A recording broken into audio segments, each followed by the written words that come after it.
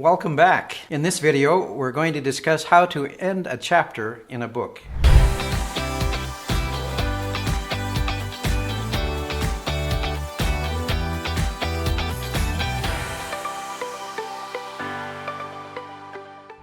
We're Raj and Carolyn Nielsen. We've been writers a long time, have written several books. We are now helping business people write their books for their business. Every reader wants a satisfying end to each chapter in a book. To end each particular chapter. Some of the ways that we're going to teach you how to end your chapters are going to be through using quotations, anecdotes, statements, and even giving advice. Just as every chapter needs a really strong lead in the beginning, it needs a satisfying conclusion. Otherwise, readers are not satisfied with that chapter. And each chapter really has to stand alone and be an entity in and of itself. The way I like to look at writing a book is to consider each one of the chapters as an article that you're writing.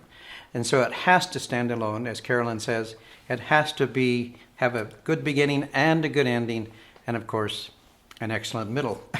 Probably the easiest and most common ending for a chapter is a quotation. This is a summarizing quote that just brings everything to a satisfying conclusion. This quotation will generally appear in your research somewhere along the line, and you just take it out of that research and you drop it in your story. Here is an example of a summarizing quotation.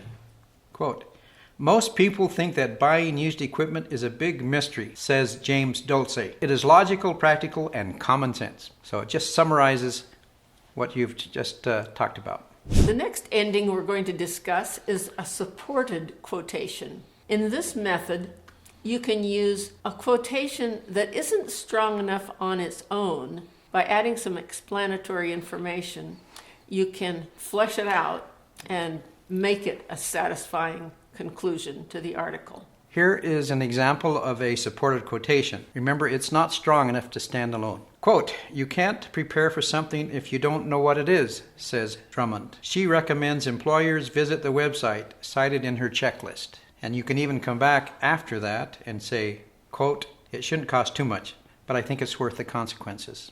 Another popular and common ending for a chapter is an anecdote.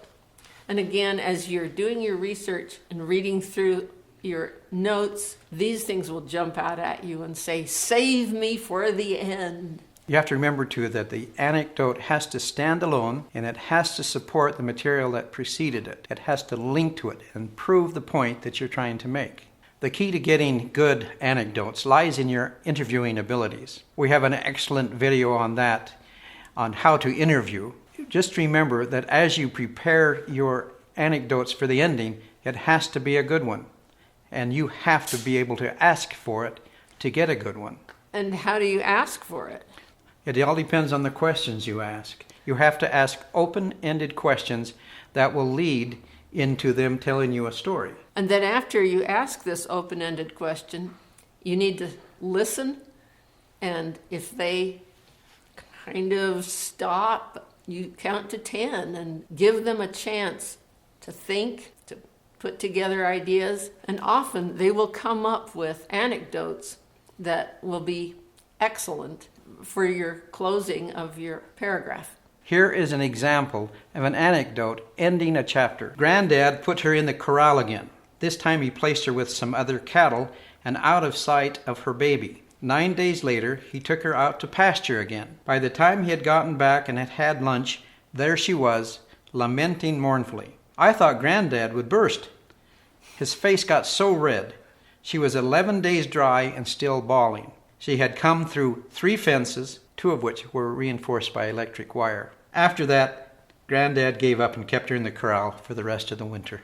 Another way to use an anecdote is the divided anecdote. In this one, you open the chapter and close the chapter with the beginning and end of the same anecdote. In between, you fill in the other supporting information, you make your point, and so on. So this takes an anecdote that is strong enough to carry the reader all the way through from beginning to end. Hey, before we get to the next few points that we're going to make, would you click the like button? Thank you. The last one that you can use, or not, there are many, but the last one on our presentation is to use the mentor conclusion. This is where you give advice. This is an important one for you because you, as the author of the book, you can present yourself as an authority. By presenting yourself as the authority, you become the authority. People will look to you for more advice on the subject. Endings require just as much thought as beginnings. So take the time to write them well, pay attention to what you're saying, and pull it all together in a way that is satisfying for the reader. If this video was helpful to you, watch our other video, What Format Do You Use to Write a Book?